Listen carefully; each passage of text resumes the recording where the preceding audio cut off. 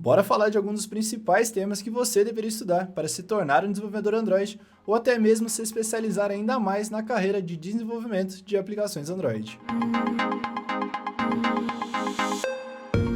Fala Dev, meu nome é Lucas do Show, bem-vindo ao Debug.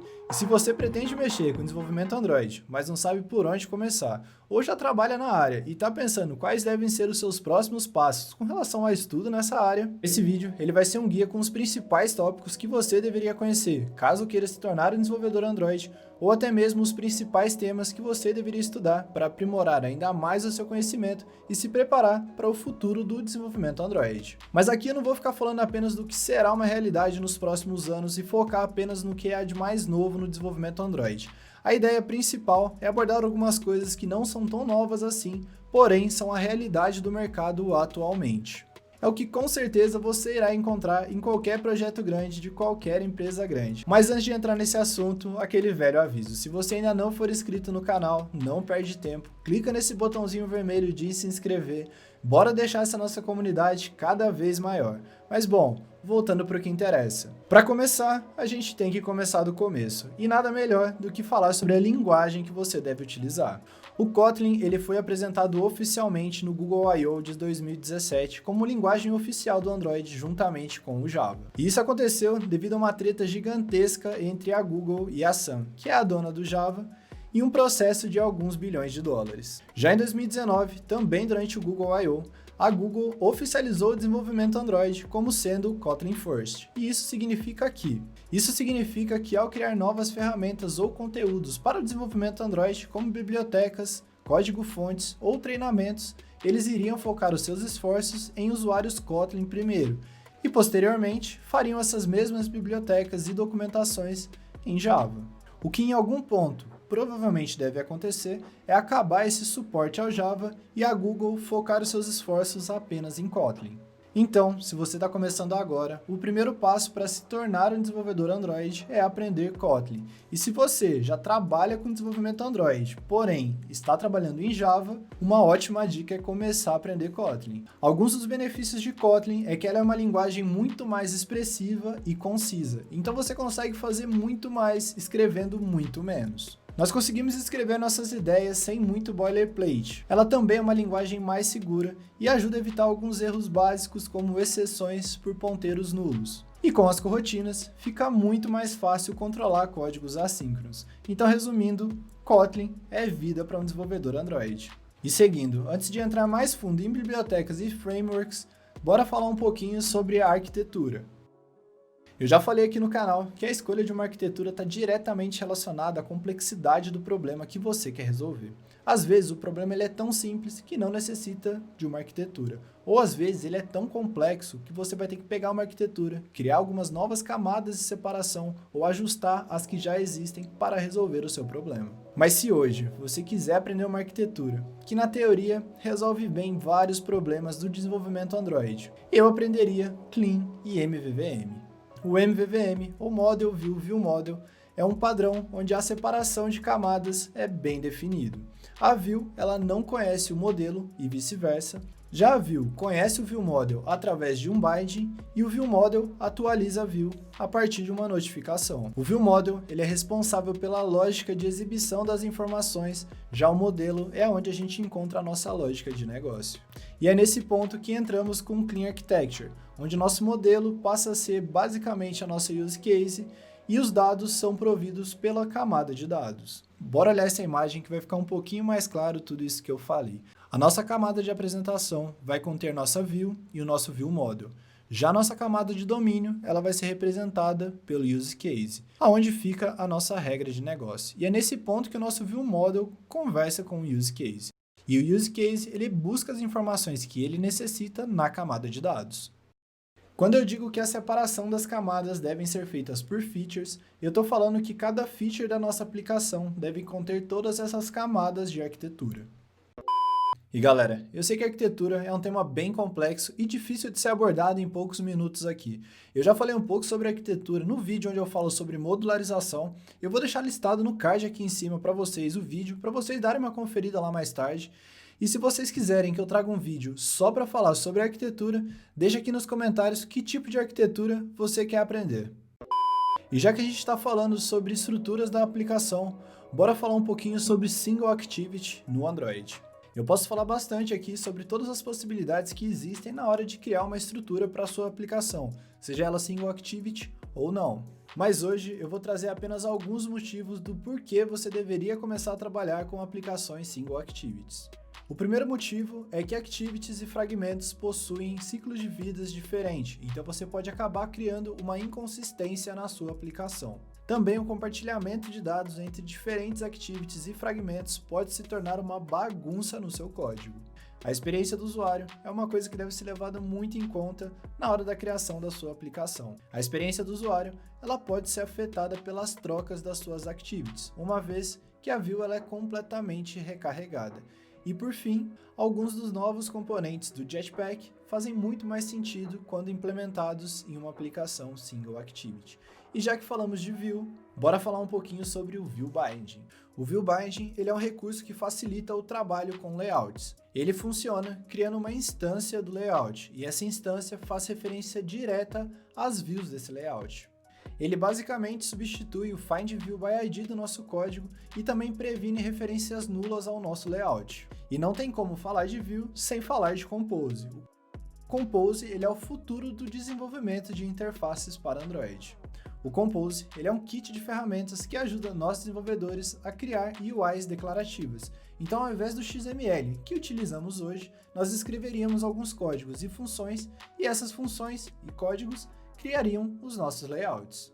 Historicamente, no Android, a View ela é composta por uma árvore de widgets, e conforme o estado na nossa aplicação ela é alterada, a gente tem que atualizar também essa nossa hierarquia de views. A atualização geralmente ocorre identificando qual view deve ser atualizada e chamando algum método, como por exemplo setText ou setImageView. Manipular as views manualmente acaba aumentando a probabilidade de erro na hora de uma atualização. Caso algum dado seja renderizado em vários pontos da aplicação, é fácil acabar esquecendo de atualizar algum deles.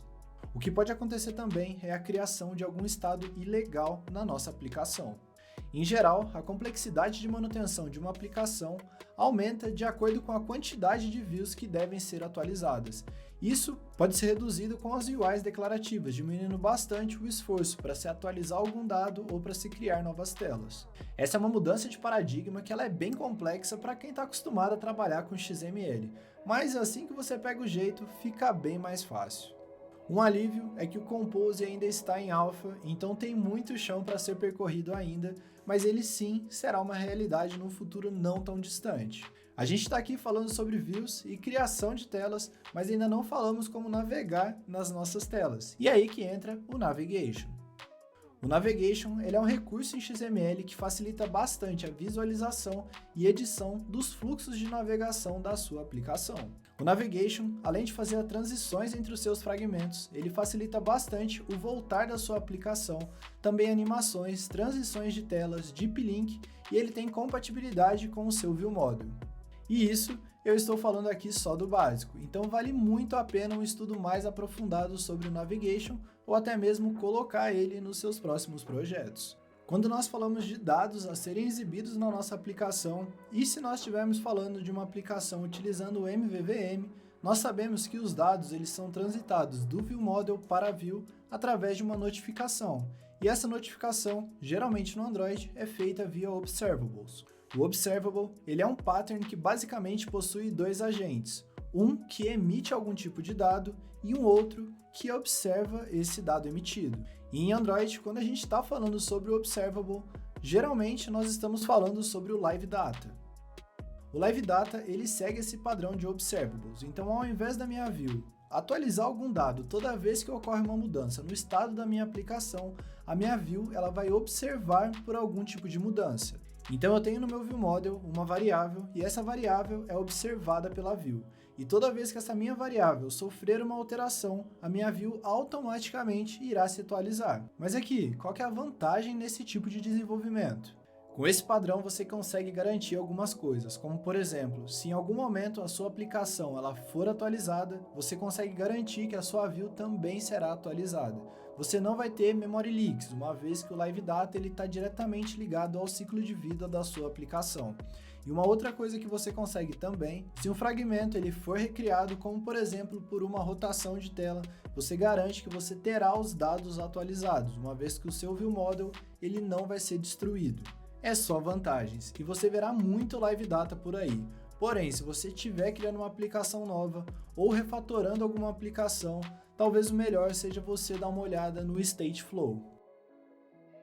O Stateflow ele segue o mesmo padrão do Live Data, porém o Live Data tem dois problemas. Ele está diretamente ligado ao UI, então dessa forma você não consegue jogar o processamento de alguma coisa mais pesada para a thread de maneira natural, e também o Live Data está diretamente ligado ao desenvolvimento Android.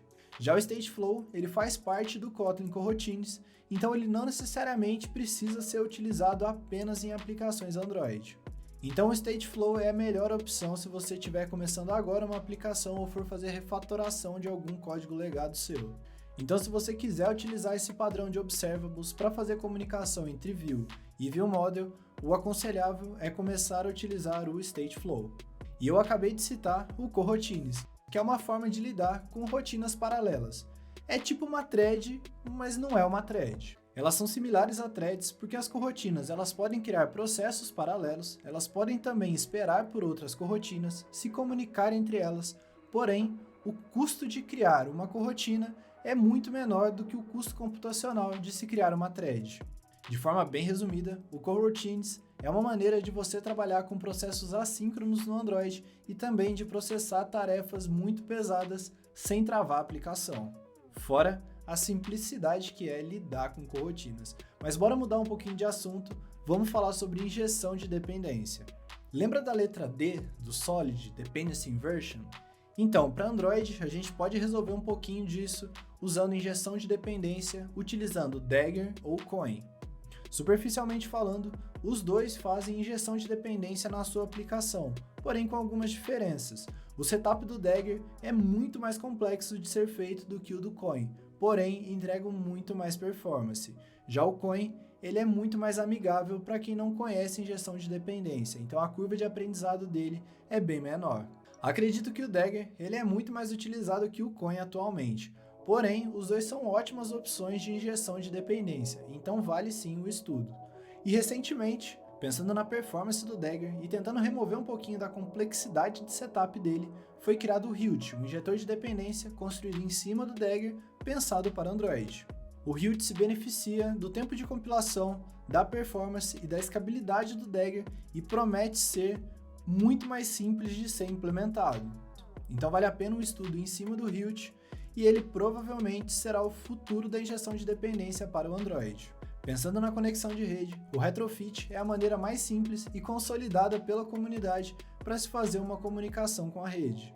Aqui, se a gente somar com o OK HTTP, você vai ter uma ferramenta completa e muito robusta para fazer as requisições nos seus servidores. O setup do retrofit ele é bem simples, a documentação é muito completa, então ele é de fácil implementação.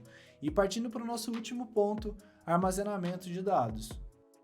O Shared Preference é uma maneira de armazenar os dados da sua aplicação que existe desde as primeiras versões do Android, porém ele está sendo substituído pelo Data Store.